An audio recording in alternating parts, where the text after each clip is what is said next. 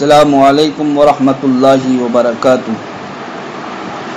بسم اللہ الرحمن الرحیم۔ فصل دلالة اللفظ على تمام ما وضع له مطابقة وعلى جزئه تضمن وعلى الخارج التزام۔ یہاں سے مصنف علیہ الرحمہ دلالت کے تعلق سے فصل کا آغاز فرماتے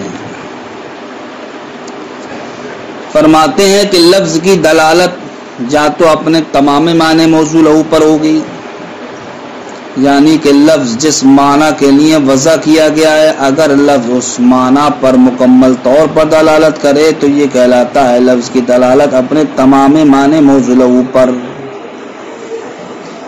مثلا انسان ہے، اس کا معنی آتا ہے حیوان ناطق، تو حیوان ناطق یہ کیا بنے گا؟ موضوع لہو، معنی ہے موضوع لہو کہ لفظ انسان اسی معنی کے لیے وضع کیا گیا ہے تو حیوان ناطق یہ لفظ انسان کا معنی موضوع لہو بنے گا۔ تو اب دیکھیے لفظ انسان کا جو معنی موضوع لہو ہے حیوان ناطق، اس کے دو جز ہیں، ایک ہے حیوان اور دوسرا جز ہے ناطق۔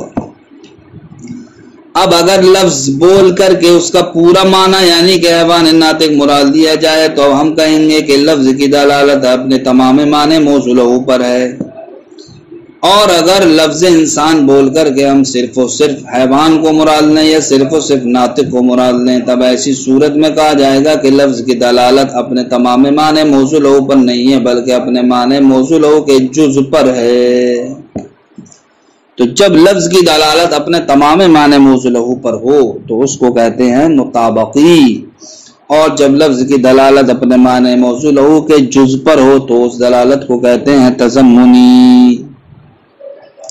اور جناب والا جب لفظ کی دلالت نہ تو اپنے معنی موضوع لہو پر ہو نہ اپنے معنی موضوع لہو کے جز پر ہو بلکہ لفظ کی دلالت اپنے معنی موضوع لہو کے خارج لازم پر ہو تو اس کو کہتے ہیں دلالت التزامی۔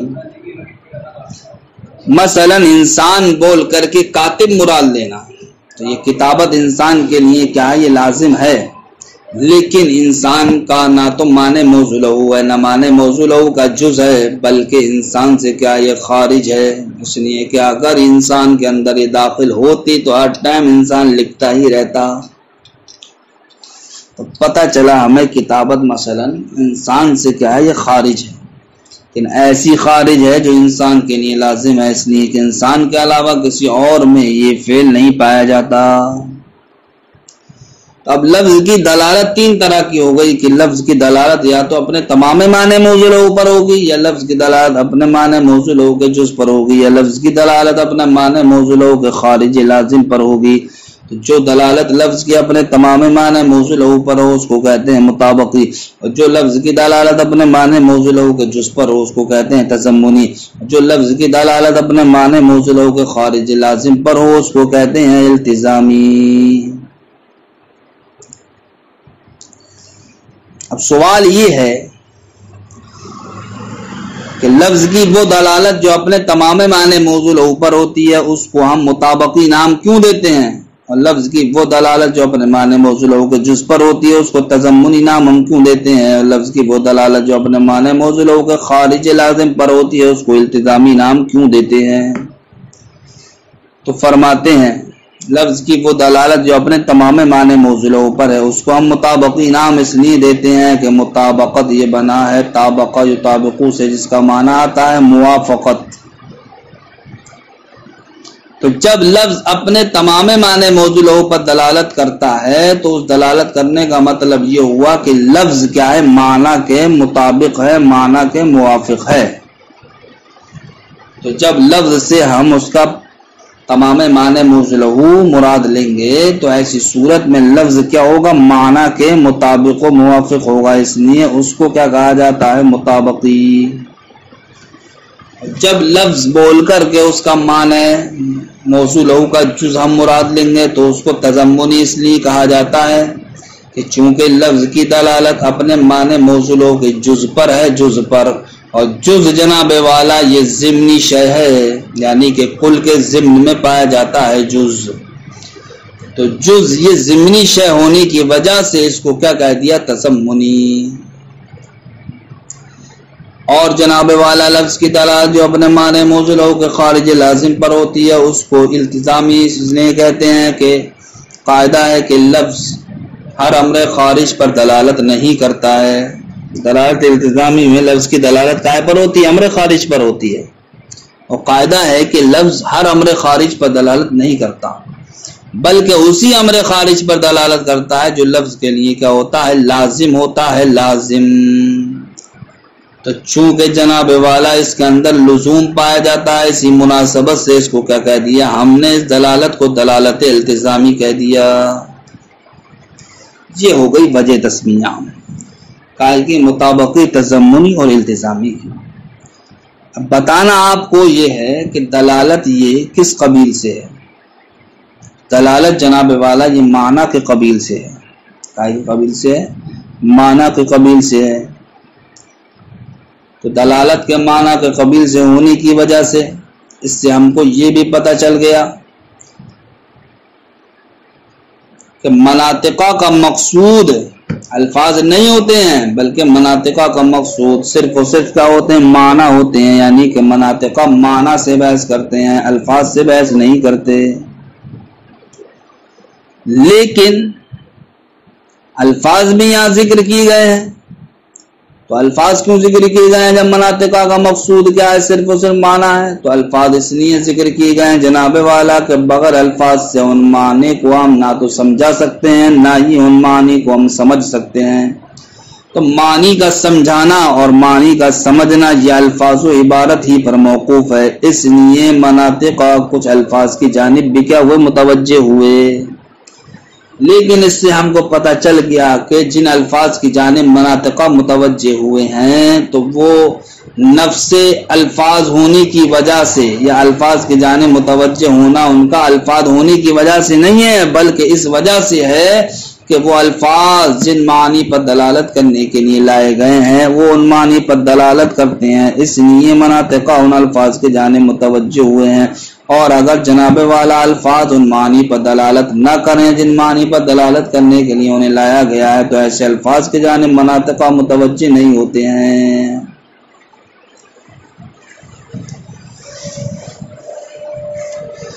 اس کے علاوہ آپ کی رہ گئی یہ چیز کہ دلالت آخر کہتے کس کو ہے؟ دلالت کی تعریف کیا ہے؟ تو شارح نے بیان فرمایا دلالت کہتے ہیں اس شے کا ایسی حالت پر ہونا کہ اس شے کے علم سے دوسری شے کا علم لازم آئے۔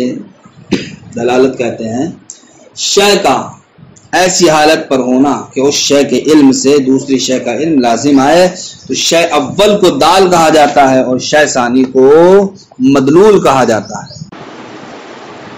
شے اول کو دال کہا جاتا ہے اور شے ثانی کو مدلول کہا جاتا ہے۔ یہاں پر مصنف علیہ الرحمٰن نے لفظ فصل کو بھی ذکر فرمایا ہے، تو اس فصل کے تعلق سے بھی آپ فصل کے معنی لغوی بھی جان لیں، آپ معنی اصطلاحی بھی جان لیں۔ تو فصل کا معنی لغوی آتا ہے دو شے کے درمیان روکنے والی چیز کو فصل کہتے ہیں۔ دو چیزوں کے درمیان روکنے والی چیز کو کیا کہا جاتا ہے؟ فصل کہا جاتا ہے۔ لیکن اصطلاح میں فصل کا معنی کیا ہے؟ تو فرماتے ہیں اصطلاح میں فصل کا معنی یہ ہے کہ وہ الفاظ مخصوصہ جو معنی مخصوصہ پر دلالت کرنے والے ہیں اس کو کہتے ہیں فصل۔ الفاظ مخصوصہ جو معنی مخصوصہ پر دلالت کرنے والے ہوں اس کو کہا جاتا ہے فصل۔ دیکھیے شارح نے اس قول کے تحت کیا شرح کی ہے، فرماتے ہیں شارح فصل وہی فی اللغت الحاجز بین الشیئین، لغت میں فصل کا معنی آتا ہے دو چیزوں کے درمیان روکنے والی چیز۔ وفی الاصطلاح اور فصل کا اصطلاحی معنی آتا ہے الفاظ المخصوصۃ، الفاظ مخصوصات دالۃ علی المعانی المخصوصہ جو معنی مخصوصہ پر دلالت کرنے والے ہوں۔ دلالت اللفظ ينحصر نظر المنطقی فی مفہوم المعرف والحجۃ اللذین ہما من قبیل المعانی۔ فرماتے ہیں شارح کہ منطقی کی نظر یہ اس معرف و حجت کے مفہوم میں مناصر ہے جو معرف و حجت دونوں کے دونوں کیا ہیں؟ معانی کے قبیل سے ہیں۔ لہذا مناطقہ کا مقصود جب کیا ہو گیا؟ معنی ہو گیا، معنی. تو اب الفاظ سے انہیں کوئی سروکار نہیں رہا. لیکن وہ جو الفاظ سے بحث کرتے ہیں وہ صرف کس لیے؟ اس لیے کہ معنی کا سمجھنا، معنی کا سمجھانا یہ الفاظ و عبارت پر ہی موقوف ہے، الفاظ و عبارت کا بغیر نہیں ہو سکتا. تو اب مناطقہ جو الفاظ کی جانب متوجہ ہوئے وہ اس لیے کہ جن معنی پر دلالت کرنے کے لیے ہم الفاظ کو استعمال کیا جا رہا ہے وہ انہی معنی پر دلالت کرنے کا فائدہ دیں. اگر ان معنی پر دلالت کرنے کا وہ فائدہ نہیں دے رہے ہیں تو ایسے الفاظ سے مناطقہ کو کوئی سروکار نہیں ہے.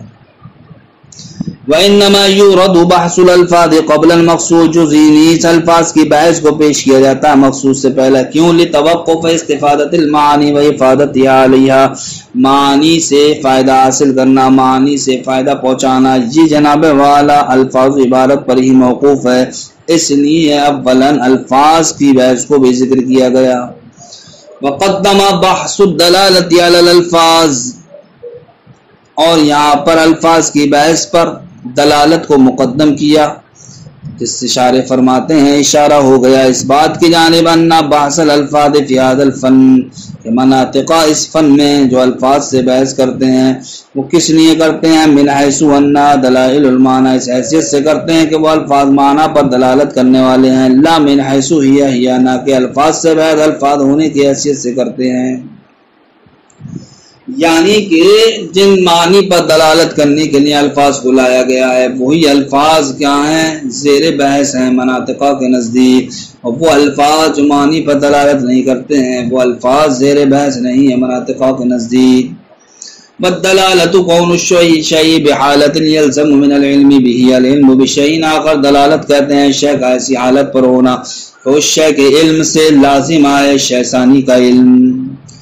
والاول الدال والثانی المدلول، تو شے اول کو دال کہتے ہیں اور شے ثانی کو مدلول کہتے ہیں. وہی قد تکون بالالفاظ، یہاں سے شارح دلالت کی قسمیں بیان کرنا چاہتے ہیں. فرماتے ہیں کہ دلالت کی اولاً دو قسمیں ہیں. ایک قسم کا نام دلالت لفظیہ ہے اور دوسری قسم کا نام دلالت غیر لفظیہ ہے. تو اولاً دلالت کی دو قسمیں کیوں ہیں؟ اس لیے ہیں کہ دلالت یا تو وہ الفاظ میں ہوگی یا پھر دلالت وہ غیر الفاظ میں ہوگی. اگر دلالت الفاظ میں ہو تو اس کو کہا جاتا ہے دلالت لفظیہ، اور اگر دلالت الفاظ میں نہ ہو کر کے بلکہ کیا ہو الفاظ کے علاوہ میں ہو تو اس کو کہتے ہیں دلالت غیر لفظیہ. تو چونکہ یہاں پر دو احتمال تھے اس لیے دلالت کی اولاً دو قسمیں ہوئیں، دلالت لفظیہ اور دوسری قسم دلالت غیر لفظیہ. پھر جناب والا ان میں سے ہر ایک کی تین قسمیں ہیں. اس لیے کہ دلالت جو لفظیہ ہے یا غیر لفظیہ ہے یہ دلالت یا تو وضع کے اعتبار سے ہوگی یعنی کہ وضع کو اس میں دخل ہوگا، یا پھر عقل کو دخل ہوگا، یا پھر طبیعت کو کیا ہوگا؟ دخل ہوگا. تو اب اس دلالت میں یا تو وضع کو دخل ہے یا پھر طبیعت کو دخل ہے یا پھر عقل کو دخل ہے. تو یہ تین احتمال نکلے. اور اولاً دلالت کی کتنی قسمیں تھیں؟ دو قسمیں تھیں. اب ان دو کو جب تین میں ہم ضرب دیں گے تو تین دونی 6 ہو جائیں گے. تو اب ٹوٹل دلالت کی قسمیں نکل کے آئیں 6. پہلی قسم کیا ہے؟ دلالت لفظیہ وضعیہ. دوسری قسم ہے دلالت لفظیہ غیر وضعیہ. دلالت غیر لفظیہ وضعیہ. تیسری قسم ہے دلالت لفظیہ عقلیہ، اور چوتھی قسم ہے دلالت غیر لفظیہ عقلیہ. پانچویں قسم ہے دلالت لفظیہ طبعیہ. چھٹی قسم ہے دلالت غیر لفظیہ طبعیہ.